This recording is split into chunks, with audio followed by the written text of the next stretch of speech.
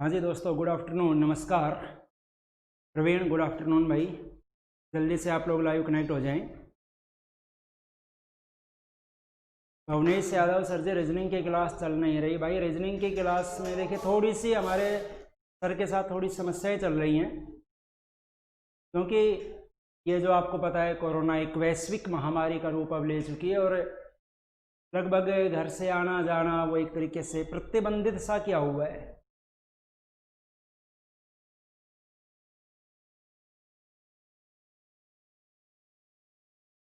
समझ रहे हैं ना आप मेरी बात को? घर से जैसे निकला नहीं जा रहा, लोगों से घर से आना जाना एक तरीके से बंद किया हुआ है। तो हाँ जी, Nagendra Yadav, very good afternoon.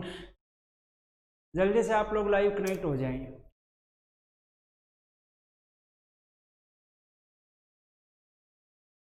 देखिए, कल हमने बात की थी साइकोलॉजी में एनसीएफ 2005 के बारे में, और आज का जो आपका टॉपिक रहेगा, जैसा कि आपने थंबनेल देख लिया होगा, जो आज का आपका टॉपिक है वो आज का आपका टॉपिक रहेगा मोटिवेशन।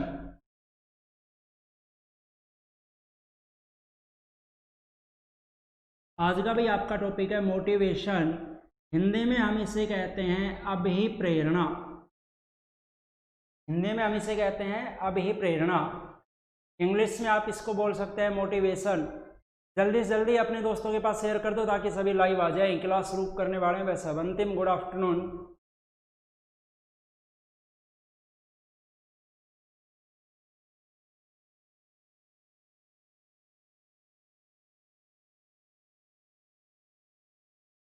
अच्छा, आप मुझे एनसीएफ के बारे में थोड़ी सी एक दो बातें बता दीजिए, कल जो आपने पढ़ा था। उसके बाद आज की क्लास स्टार्ट करते हैं, तब तक सभी लाइव आ जाएंगे। एनसीएफ 2005 पर जो प्रभाव है, यानी एनसीएफ 2005 किससे प्रभावित है, ये आप मुझे बताएंगे। जल्दी से बताइए कि एनसीएफ 2005 किससे प्रभावित है।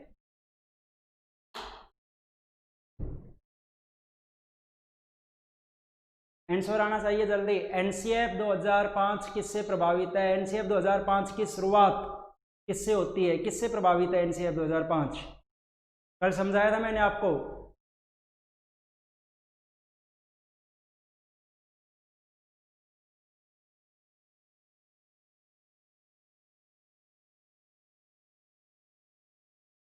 क्या बात है भाई, आंसर नहीं आ रहा किसी का भी?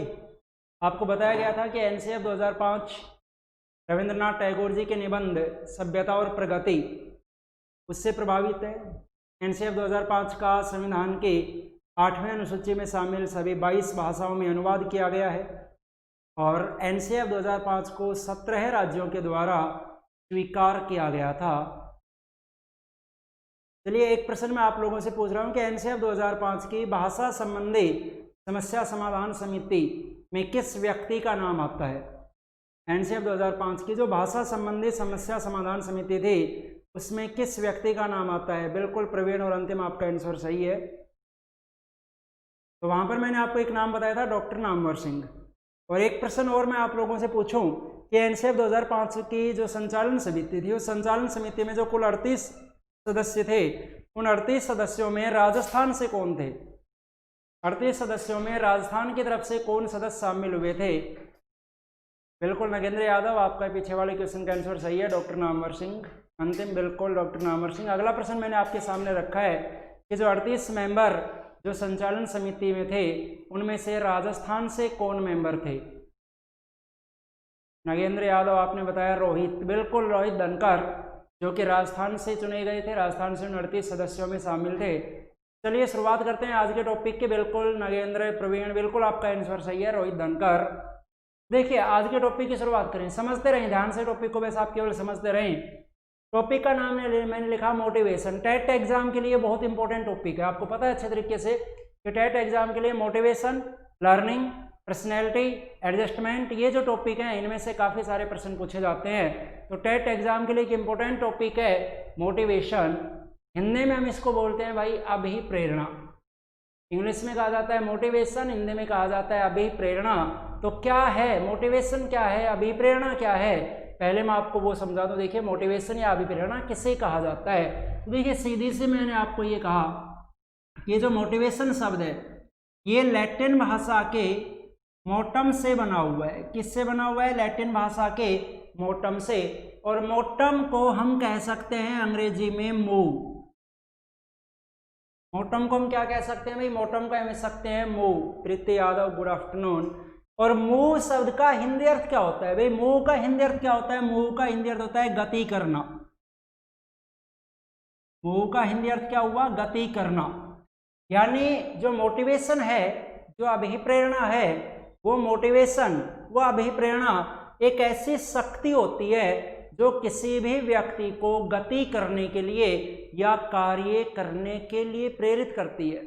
मोटिवेशन एक ऐसा आंतरिक बल होता है, एक ऐसी शक्ति होती है जो किसी भी व्यक्ति को कार्य करने के लिए प्रेरित करती है, किसी को भी गति करने के लिए प्रेरित करती है। अब जैसे मान लीजिए आप कोई भी काम करते हैं, जैसे अभी आप पढ़ रहे हैं, कोई भी आप काम करते हैं, यहाँ तक कि अगर मैं ये कह दूं कि मनुष्य बिना मोटिवेशन के खाना तक नहीं खाता, मनुष्य बिना मोटिवेशन के पानी तक नहीं पीता, तो मैं सीधा से कह सकता हूँ कि अगर व्यक्ति कोई भी कार्य करता है तो मोटिवेशन के कारण ही करता है, वह किसी न किसी से अभिप्रेरित होकर वह कार्य करता है। तो मोटिवेशन एक ऐसी शक्ति है जो किसी भी व्यक्ति को कार्य करने के लिए प्रेरित करती है, किसी भी व्यक्ति को कार्य करने की प्रेरणा देती है, उसे कहा जाता है मोटिवेशन।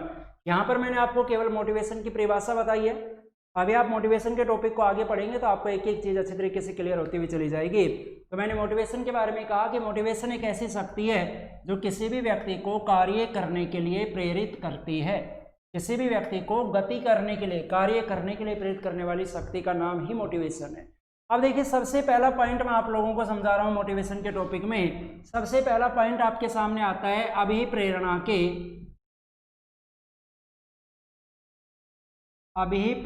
के स्रोत। सबसे पहला पॉइंट, इंपॉर्टेंट पॉइंट, अभिप्रेरणा के स्रोत की। मोटिवेशन के कौन कौन से स्रोत हैं, अभिप्रेरणा के कौन कौन से स्रोत हैं। तो यहां पर मैं अभिप्रेरणा के स्रोत की बात करूं तो देखिए, अभिप्रेरणा के 4 स्रोत, जिनमें सबसे पहला आता है आवश्यकता, दूसरा जो स्रोत आता है चालक, तीसरा स्रोत आता है प्रोत्साहन या उद्दीपन, और चौथे स्रोत की मैं बाद में बात करूंगा। चौथा जो स्रोत होगा उसकी बाद में बात करूंगा, पहले आप इन तीनों को समझिए। मैंने कहा अभिप्रेरणा का एक स्रोत है आवश्यकता, एक है चालक और एक है प्रोत्साहन। आवश्यकता जिसे हम एन से इंडिकेट करते हैं, नीड, यहां मैं एन से आपको समझा रहा हूं। चालक यानी ड्राइव और प्रोत्साहन यानी stimulus, NDS, need, drive and stimulus. इन तीनों की हमें बात करनी है। एक एक पॉइंट को आप ध्यान से समझते रहेंगे कि आवश्यकता क्या है, चालक क्या है, प्रोत्साहन क्या है। तो देखिए, सबसे पहली बात हम कर रहे हैं भैया आवश्यकता के बारे में। आवश्यकता किसे कहा जाता है?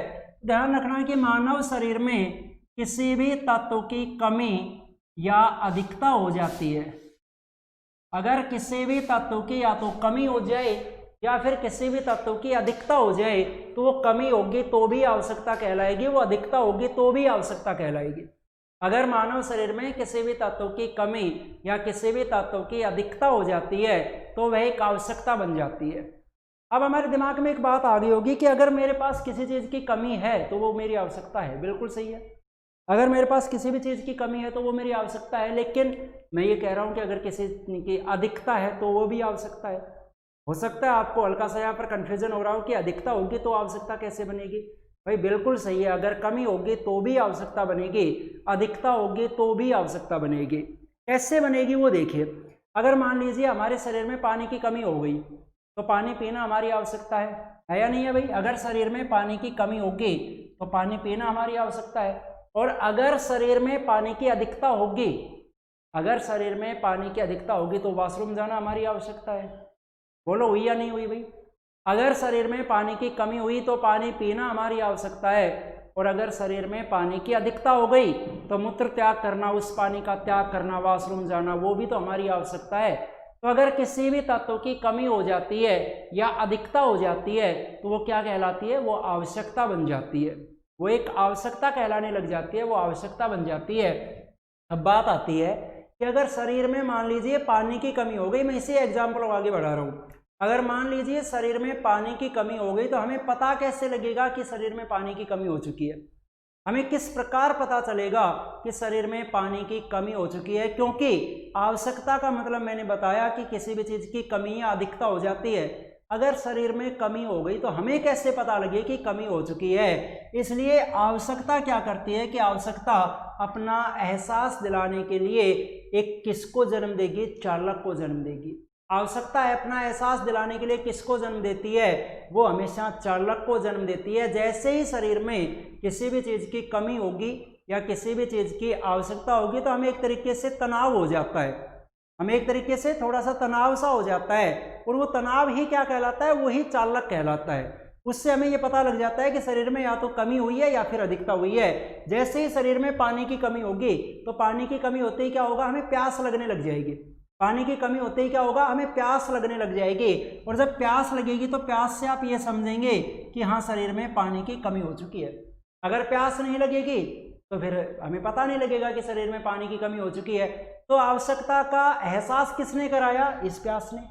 आवश्यकता का एहसास किसने कराया? इस प्यास ने। प्यास के कारण हम तनाव में आ जाएंगे। जिसके कारण हम तनाव में आ जाते हैं, जो हमें कमी या अधिकता का एहसास कराता है, वो क्या कहलाता है? वो कहलाता है भाई चालक। वो कहलाएगा चालक। ये लीजिए, प्यास क्या बन गया? प्यास बन गया यहाँ पर चालक।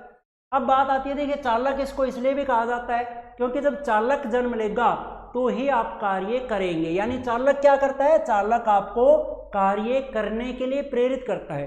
चालक के कारण आप कार्य करते हैं। अगर मान लीजिए केवल शरीर में पानी की कमी हो गई, अब कमी तो हो गई, अगर चालक ने जन्म नहीं लिया, अगर प्यास नहीं लगी तो आप पानी नहीं पिएंगे। पानी कब पिएंगे? जब आपको प्यास लगेगी। पानी कब पिएंगे? जब चालक जन्म लेगा।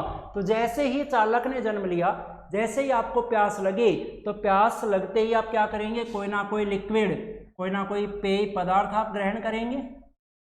जैसे ही आपको प्यास लगी तो मान लीजिए आपने पानी पिया, कोई ना कोई लिक्विड आपने लिया, और उस लिक्विड से क्या हुआ? ये चालक शांत हो गया। जैसे ही आपने लिक्विड लिया तो आपकी ये प्यास शांत हो गई, आपकी एक कमी पूरी हो गई। जो चालक को शांत कर देता है वो क्या कहलाता है? वो कहलाता है स्टिमुलस, वो कहलाता है प्रोत्साहन।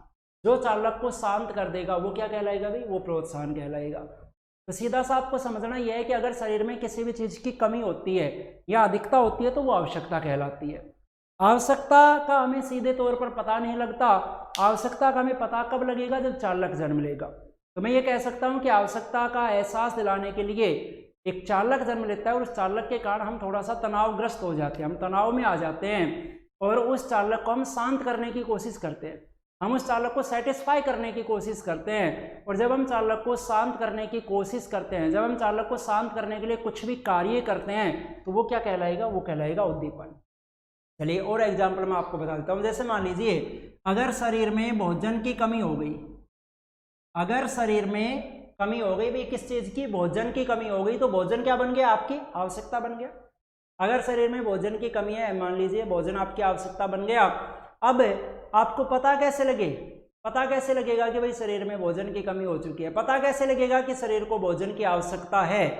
तो क्या होगा? एक चालक जन्म लेगा। जैसे ही शरीर को भोजन की आवश्यकता होगी तो एक चालक जन्म लेगा। कौन सा चालक जन्म लेगा? भूख। जैसे ही भोजन की कमी होगी तो क्या जन्म लेगा भाई? चालक। कौन सा चालक जन्म लेगा? भूख। भूख चालक जन्म लेगा। जैसे ही आपको भूख लगेगी तो आपको पता लग जाएगा कि हाँ, शरीर को भोजन की आवश्यकता है, तो भूख क्या कहलाएगा? यहाँ पर चालक। और इस भूख को शांत करने के लिए आप क्या करेंगे? इस भूख को शांत करने के लिए आप क्या करेंगे? भूख को शांत करने के लिए आप कोई भी, जैसे कोई भी फूड आइटम आप लेंगे, कुछ भी आप खाएंगे, जो भी भोज्य पदार्थ होगा जिससे आपकी भूख शांत हो जाएगी, वो क्या कहलाएगा? वो कहलाएगा उद्दीपन या फिर प्रोत्साहन। वो बन जाएगा आपके लिए उद्दीपन या प्रोत्साहन। आपने देखा होगा जैसे अगर कई बार कोई व्यक्ति अगर किसी बीमारी से ग्रसित हो जाता है, उसे कोई भी रोग हो जाता है, तो वो उसकी जो भूख है वो भूख बंद हो जाती है। अब क्या आपने उस समय ये बात नोटिस की है कि क्या उस समय शरीर को भोजन की आवश्यकता नहीं है? अगर भाई व्यक्ति बीमार है तो भी शरीर को भोजन की आवश्यकता तो है ना। अगर मान लीजिए कोई भी व्यक्ति अगर बीमार है तो भी उसके शरीर को भोजन की आवश्यकता तो है, उस समय भी आवश्यकता है। लेकिन उस समय हुआ क्या कि चालक ने जन्म नहीं लिया, भूख ने जन्म नहीं लिया, बीमारी के कारण उसकी भूख है वो समाप्त हो जाती है। और जब तक चालक जन्म नहीं लेगा तब तक आप काम नहीं करेंगे, तब तक आप भोजन नहीं करेंगे। यानी हम कार्य किस लिए करते हैं? जब चालक जन्म लेता है। हम कार्य कब करते हैं? जब चालक जन्म लेता है। यानी चालक क्या है? ड्राइव क्या है? ड्राइव क्या है? जो हमें कार्य करने के लिए प्रेरित करता है, जो एक तरीके से हमें चलाता है, वही चालक है। तो बताइए तीनों सोर्स आपको समझ में आए या नहीं आए? मोटिवेशन के, अभिप्रेरणा के तीन स्रोत अगर यहाँ तक आपको कुछ पूछना है तो बताइए, 3-9 तक, फिर चौथा स्रोत बताऊंगा आपको। अगर इन 3 में आपको कुछ भी पूछना है तो निसंकोच बता दीजिए आप।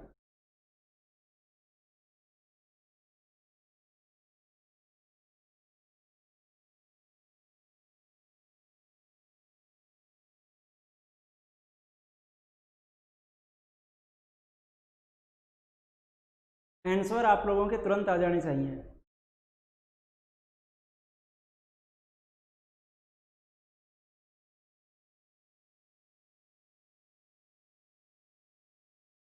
सर कुछ और एग्जाम्पल, ठीक है मैं एग्जाम्पल रख रहा हूँ आपके सामने, और अब एग्जाम्पल मैं नहीं बताऊंगा, मुझे आप बताएंगे। मैंने कहा कि इन तीनों स्रोत के संबंध में आवश्यकता, चालक और उद्दीपन, तो आप मुझे ये बताएं कि जैसे नौकरी, आप नौकरी पाना चाह रहे हैं तो नौकरी क्या है? नौकरी आवश्यकता है, नौकरी चालक है, या फिर नौकरी उद्दीपन है? जल्दी बताइए, सोच समझ कर आंसर देना कि नौकरी क्या है, वो चालक है, वो आवश्यकता है, या फिर वो उद्दीपन है।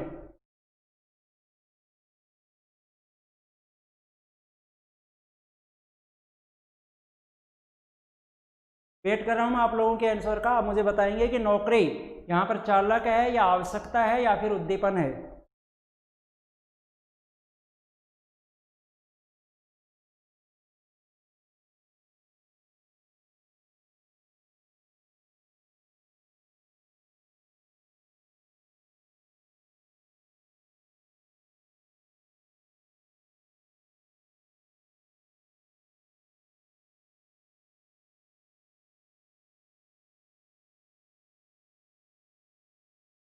अंतिम ने बताया स्टिमुलस,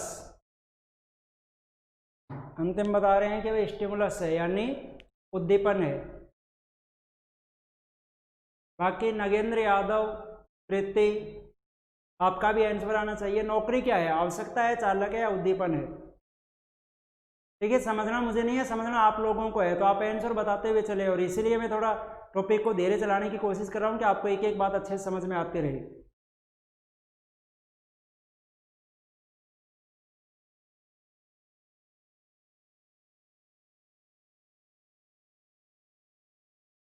नगेंद्र यादव कंफ्यूज हो गए, प्रीति यादव आवश्यकता है। देखिए आपकी आवश्यकता नौकरी है, सोचने की बात है कि आपकी आवश्यकता नौकरी है या आपकी आवश्यकता पैसा है। सोचने की बात है, आपकी आवश्यकता नौकरी है, प्रीति, नगेंद्र, सभी से पूछ रहा हूं मैं, आपकी आवश्यकता नौकरी है या फिर आपकी आवश्यकता पैसा है?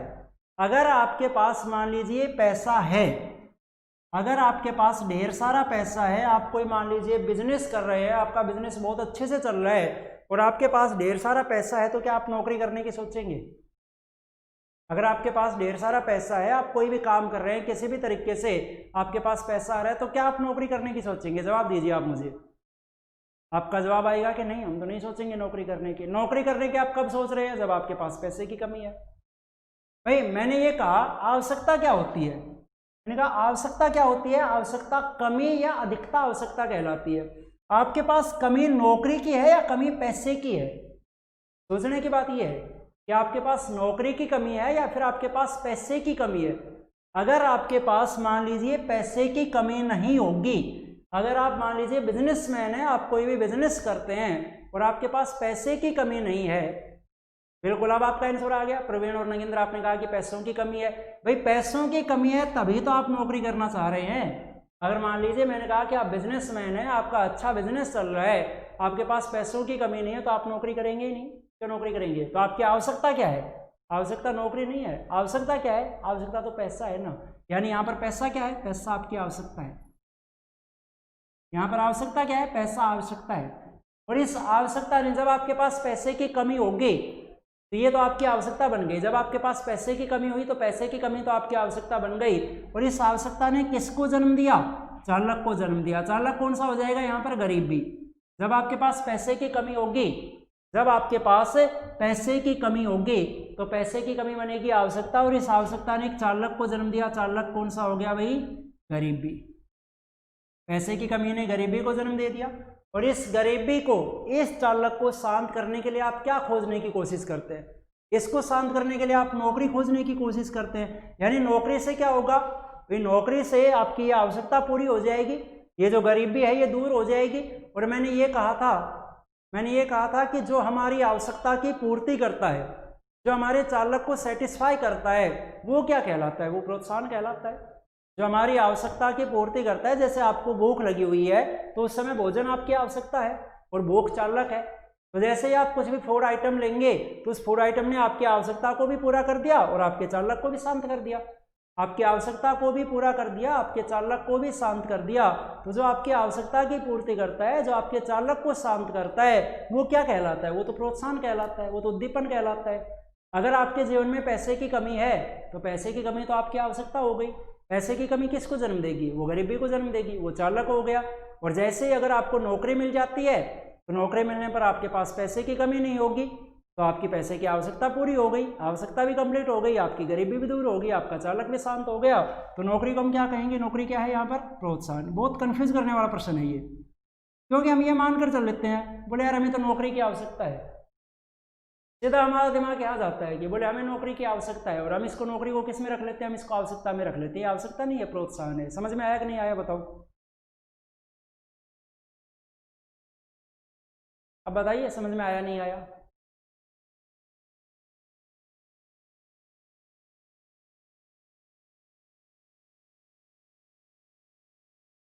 कमेंट कर दिया करो जल्दी से। और कुछ पूछना है तो बता दीजिए। Nagendra, yes sir. तो अब तो आप लोग जो मैं समझाना चाह रहा हूँ वो आप लोग समझ गए होंगे। अब तो मैं आपको ये समझाना चाह रहा हूँ कि अगर किसी भी चीज़ की कमी या अधिकता होती है तो वो क्या बन जाती है? वो आवश्यकता कहलाती है। आवश्यकता जिसको जन्म देगी, जिसके कारण हम एक टेंशन में आ जाते हैं, तनाव में आ जाते हैं, वो क्या कहलाता है? वो चालक कहलाता है। वो चालक कहलाता है। और जो हमारे चालक को शांत करता है, जो हमारी आवश्यकता की पूर्ति करता है, वो क्या कहलाता है? वो प्रोत्साहन कहलाता है। वो कहलाएगा, वो प्रोत्साहन कहलाएगा। चलिए अब मैं आपको चौथा स्रोत बता दूं एक बार। चौथा स्रोत क्या है इसका?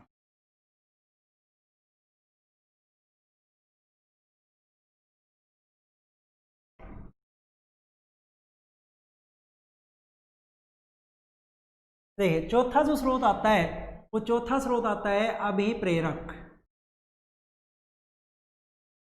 और अभिप्रेरक किसे कहा जाता है? अभिप्रेरक कहा जाता है आवश्यकता, चालक और प्रोत्साहन तीनों का जो योग है, वो तीनों का योग ही क्या कहलाता है? तीनों का योग ही अभिप्रेरक कहलाता है। तीनों का योग ही क्या कहलाता है? तीनों का योग ही अभिप्रेरक कहलाता है। यानी अभिप्रेरक क्या है? मैं कह सकता हूं N plus D plus S, N plus D plus S, need plus drive plus stimulus, तीनों का जो योगफल होता है वो तीनों का योगफल ही क्या कहलाएगा? वो तीनों का योगफल ही अभिप्रेरक कहलाएगा। तो ये तो है भाई अभिप्रेरणा के चार स्रोत। अब देखिए यहाँ से कुछ एक प्रश्न है वो आप देख लीजिए। नगेंद्र यादव ने कहा सर एक एग्जाम्पल, और बहुत सारे एग्जाम्पल दूंगा, टेंशन मत लीजिए आप। फिलहाल जो मैं समझा रहा हूँ आप उसे समझने की कोशिश कीजिए। मैंने कहा यहाँ पर चार स्रोत बताए आपको। अब देखिए यहाँ से अगर मैं आपको ये कह दूँ कि अभिप्रेरणा की पहली सीढ़ी या पहला कदम किसे कहा जाता है? अभिप्रेरणा की पहली सीढ़ी या पहला कदम किसे कहा जाता है? तो आप क्या बताएंगे? आवश्यकता। क्योंकि जब तक आवश्यकता नहीं होगी तब तक व्यक्ति काम नहीं करेगा। मैंने आपको ये कहा था कि जब तक व्यक्ति को किसी भी चीज की आवश्यकता नहीं होगी, मैंने आपको ये कहा था कि बिना अभिप्रेरणा के व्यक्ति पानी तक नहीं पीता, बिना अभिप्रेरणा के व्यक्ति भोजन तक नहीं करता। क्योंकि जब तक आपके शरीर में कमी या अधिकता नहीं होगी, जब तक आपको आवश्यकता नहीं होगी, जब तक आपको आवश्यकता नहीं होगी तो आप कोई भी कार्य नहीं करेंगे। जब तक शरीर में पानी की आवश्यकता आपको महसूस नहीं होगी तब तक आप पानी नहीं पिएंगे। जब तक भोजन की आवश्यकता महसूस नहीं होगी तब तक आप भोजन नहीं करेंगे। तो पहला चरण या पहला कदम या पहला सोपान या पहली सीढ़ी कुछ भी कह दीजिए, किसे बताया गया? आवश्यकता को। पहला सोपान किसे बता दिया? आवश्यकता को। अगला यहाँ से एक प्रश्न और आप याद रखना कि जो ड्राइव शब्द आता है, चालक, मैंने कहा चालक जो शब्द है, इस चालक शब्द का पहली बार प्रयोग किसने किया था? जल्दी से आंसर दे दीजिए। पता है तो आंसर दीजिए, नहीं पता तो लिखकर भेज दीजिए कि सर नहीं पता, मैं बता दूंगा। लेकिन ज़्यादा वेट मत करवाना। पता है तो आंसर आना चाहिए, नहीं पता तो कमेंट आ जाना चाहिए। चालक शब्द का पहली बार प्रयोग किसने किया था? ड्राइव शब्द का फर्स्ट टाइम किसने प्रयोग किया?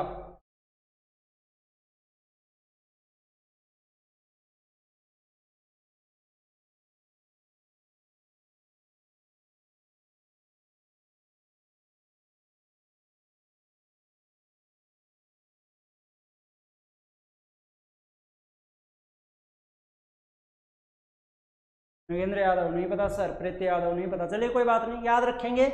चालक शब्द का पहली बार प्रयोग किसने किया? तो आपका आंसर हो जाएगा वुडवर्थ।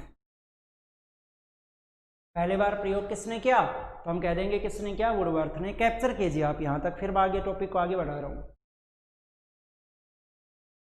स्क्रीनशॉट लेकर सेव कर लीजिए इसे।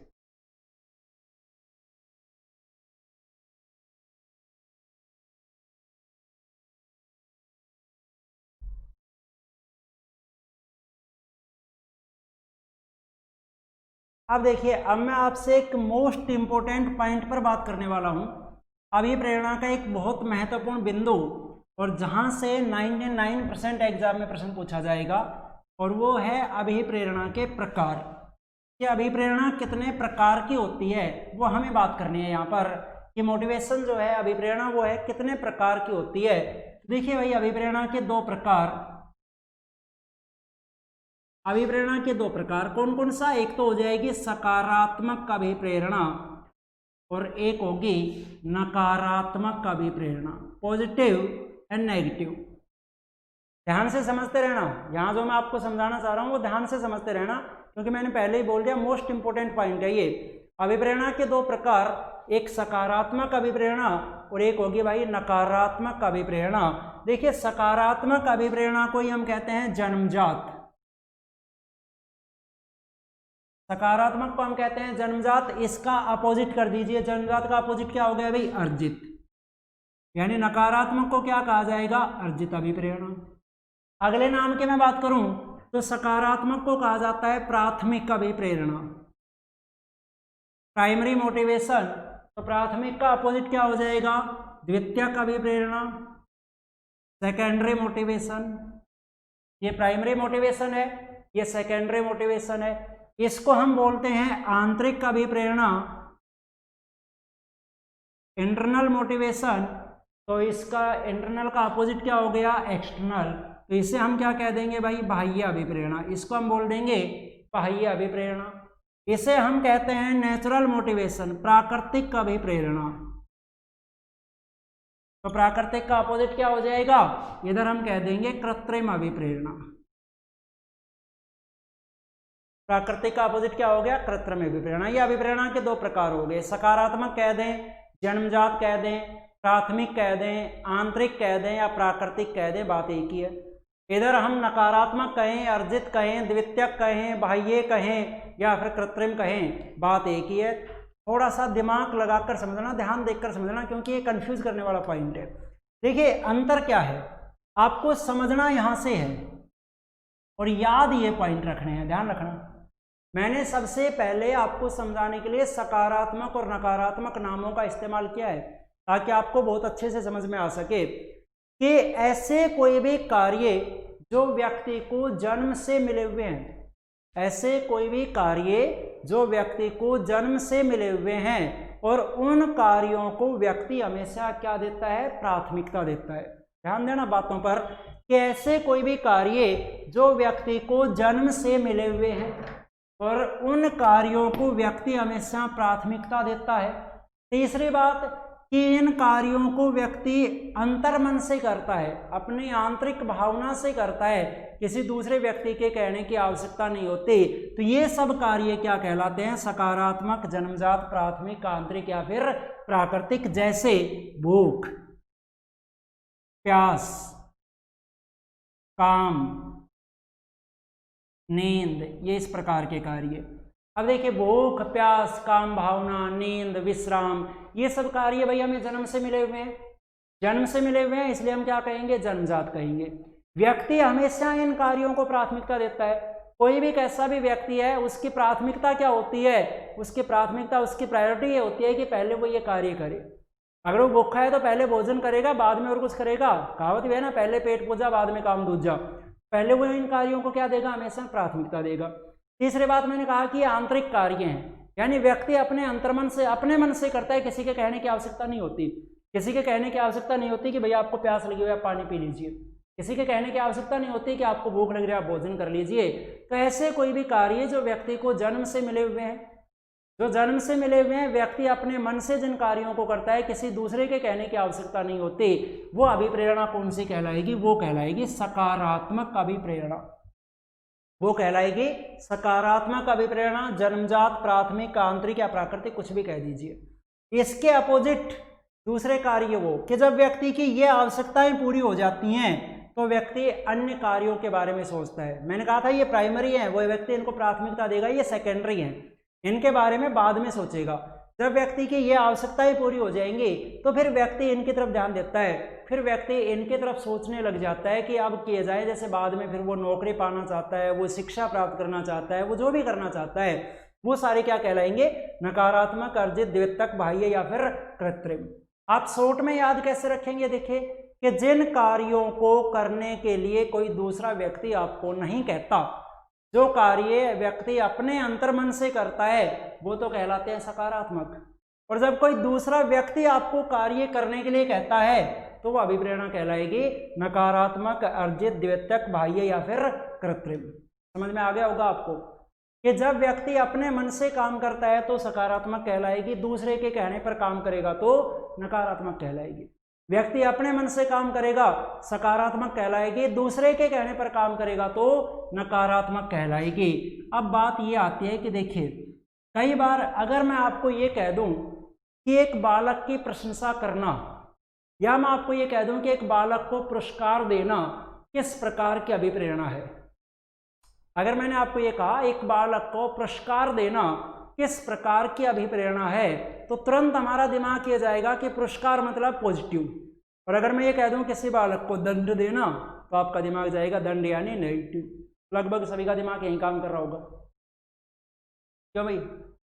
लगभग सभी का दिमाग यही काम कर रहा होगा कि किसी बालक को पुरस्कार देना पॉजिटिव है, किसी बालक को दंड देना नेगेटिव है। अभी मैंने आपको क्या समझाया? अभी मैंने आपको ये समझाया है कि जब कोई दूसरा व्यक्ति कार्य करने के लिए प्रेरित करेगा तो अभिप्रेरणा कैसी होगी? नकारात्मक होगी। दूसरा व्यक्ति कार्य करने के लिए प्रेरित करेगा तो अभिप्रेरणा कैसी होगी? नकारात्मक होगी। अब मैंने देखिए, जो नकारात्मक अभिप्रेरणा है, यानी दूसरा व्यक्ति यहाँ पर प्रेरित करता है, दूसरा व्यक्ति प्रेरित करता है, तो दूसरे व्यक्ति के प्रेरित करने के दो तरीके हो सकते हैं। वो नकारात्मक रूप से भी आपको प्रेरित कर सकता है और वो सकारात्मक रूप से भी आपको प्रेरित कर सकता है। यानी प्रेरित करने के दो तरीके होंगे, प्रेरित करने के दो तरीके होंगे। जब दूसरा व्यक्ति प्रेरित करेगा तो उसके प्रेरित करने के दो तरीके होंगे, या तो उसका तरीका सकारात्मक हो सकता है या फिर उसका तरीका नकारात्मक हो सकता है। या तो उसका तरीका सकारात्मक हो सकता है या फिर उसका तरीका नकारात्मक हो सकता है। आपको ध्यान ये रखना है, याद ये रखना है कि जब भी दूसरा व्यक्ति आपको मोटिवेट कर रहा है तो अभिप्रेरणा तो हमेशा नकारात्मक ही होगी। जब भी दूसरा व्यक्ति आपको मोटिवेट करेगा तो मोटिवेशन तो नेगेटिव ही कहलाएगी, लेकिन उसका जो तरीका है वो तरीका पॉजिटिव या नेगेटिव दोनों प्रकार का हो सकता है। जैसे मैंने ये कहा कि बालक की प्रशंसा करना किस प्रकार की अभिप्रेरणा है, तो भाई प्रशंसा कोई दूसरा व्यक्ति कर रहा है ना। बालक की प्रशंसा करना कैसी अभिप्रेरणा है? तो प्रशंसा कोई दूसरा व्यक्ति करेगा तो अभिप्रेरणा तो कैसी हो जाएगी? नकारात्मक। लेकिन उसका तरीका कैसा है? वो प्रशंसा कर रहे हैं, तो प्रशंसा को हम कौन से तरीके में रखेंगे? तरीका हो जाएगा सकारात्मक। अगर मैं ये कह दूं कि बालक की निंदा करना किस प्रकार की अभिप्रेरणा है, मैं आपको ये कह दूं बालक की निंदा करना किस प्रकार की अभिप्रेरणा है, तो अभिप्रेरणा कैसी है? नकारात्मक। और उसका तरीका कैसा है? तरीका भी नकारात्मक है। अगर आपसे ये पूछा जाए कि बालक की प्रशंसा करना किस प्रकार की अभिप्रेरणा है, तो हम कहेंगे नकारात्मक है। और अगर ये पूछा जाए कि प्रशंसा करना अभिप्रेरित करने का कौन सा तरीका है, तो तरीका सकारात्मक है। बालक की निंदा करना कैसी अभिप्रेरणा है? अभिप्रेरणा नकारात्मक है। और तरीका भी कैसा है? तरीका भी नकारात्मक है। भाई अभिप्रेरणा भी नकारात्मक है, तरीका भी नकारात्मक है। आपको ध्यान ये रखना है कि जब भी दूसरा व्यक्ति आपको मोटिवेट करेगा ना, तो अभिप्रेरणा हमेशा नेगेटिव ही होगी। अभिप्रेरणा नकारात्मक की होगी, लेकिन उसका तरीका पॉजिटिव या नेगेटिव दोनों प्रकार का हो सकता है। जैसे अगर मैं आपको ये कह दूं कि हमारे घर में मान लीजिए एक छोटा बच्चा है, उस बच्चे को हमने विद्यालय भेज दिया, स्कूल भेज दिया, अब टीचर ने उसे होमवर्क दे दिया, बच्चा वापस घर पे आ गया। छोटा बच्चा है, उसको स्वयं को ये इतनी जानकारी नहीं है कि मुझे मेरा होमवर्क करना है, तो हमारी जिम्मेदारी है कि हम उससे होमवर्क कंप्लीट करवाएंगे। तो होमवर्क करने के लिए हम कहेंगे भाई उसे, हम कहेंगे तो तरीका, हम कहेंगे तो अभिप्रेरणा तो कैसी हो जाएगी, नकारात्मक ही होगी। लेकिन हम उसे कह सकते हैं दोनों तरीकों से। या तो मैं बच्चे को ये कह दूं कि बेटा जल्दी से अगर तूने अपना काम पूरा कर लिया तो 10 रुपये मिलेंगे, चॉकलेट लेके आना। तो मेरा कहने का तरीका कैसा है, पॉजिटिव है। या मैं ये कह दूं कि बेटा अगर जल्दी से काम पूरा नहीं हुआ तो 4 थप्पड़ लगेंगे, पिटाई होगी। अब बच्चा काम तो दोनों ही कंडीशन में करेगा। अगर आप उसे ये कहेंगे कि चॉकलेट लेके आना 10 रुपये मिलेंगे तो 10 रुपये पाने के लिए काम करेगा। अगर आप ये कहेंगे पिटाई होगी तो पिटाई से बचने के लिए काम करेगा। काम तो दोनों ही तरीकों में हो रहा है, लेकिन एक बार आपका तरीका पॉजिटिव है, एक बार आपका तरीका नेगेटिव है। मोटिवेशन तो नेगेटिव ही रहेगी, लेकिन मोटिवेट करने का तरीका एक बार पॉजिटिव है और एक बार नेगेटिव है। जैसे मैं ये कह दूं कि एक ऑफिस में कोई भी कर्मचारी है, उस कर्मचारी का बॉस उससे आकर ये कहता है कि अगर तुमने अपना प्रोजेक्ट 15 दिन में ठीक तरीके से कंप्लीट कर लिया तो तुम्हारी सैलरी में 5% का इंक्रीमेंट लगा दिया जाएगा, तुम्हारी सैलरी में 5% की बढ़ोतरी कर दी जाएगी। अब देखिए दूसरे व्यक्ति ने मोटिवेट किया, बॉस ने मोटिवेट किया, तो अभिप्रेरणा तो कैसी होगी, नकारात्मक।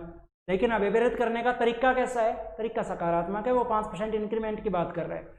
और अगर वही बॉस उसे आके ये कहे कि अगर तुम्हारा प्रोजेक्ट 15 दिन में पूरा नहीं हुआ तो सैलरी में 5% की कटौती कर दी जाएगी, अब उसका तरीका कैसा हो गया, नकारात्मक। अब वो काम तो दोनों ही कंडीशन में करेगा। अगर आप उसे कहेंगे कि 5% का इंक्रीमेंट कर देंगे सैलरी में तो वो अपना 5% का इंक्रीमेंट पाने के लिए काम करेगा। और अगर उसे कहेंगे कि 5% की कटौती कर दी जाएगी तो वो 5% की कटौती को बचाने के लिए काम करेगा। काम तो दोनों ही कंडीशन में करेगा, लेकिन एक बार आपका तरीका पॉजिटिव था, एक बार आपका तरीका नेगेटिव था। समझे या नहीं समझे, बताइए। यहाँ तक अभिप्रेरणा के प्रकार आपको समझ में आए या नहीं आए, जल्दी बताइए। और साथ में आप इसे कैप्चर भी कर लीजिए, कैप्चर करना चाहें तो।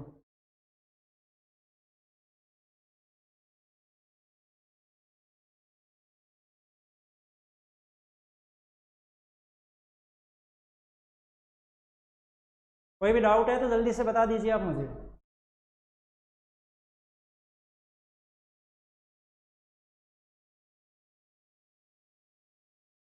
किसी को भी कुछ भी पूछना है, किसी प्रकार का डाउट है तो निसंकोच बता सकते हैं।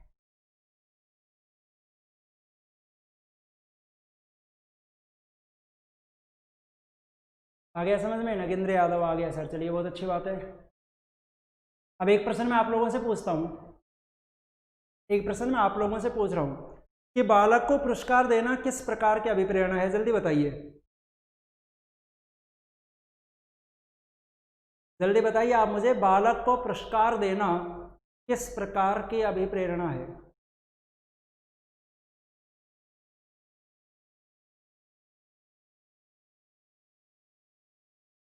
संगीता यादव ने बताया नेगेटिव, बिल्कुल सही है। अभिप्रेरणा कैसी है, नकारात्मक।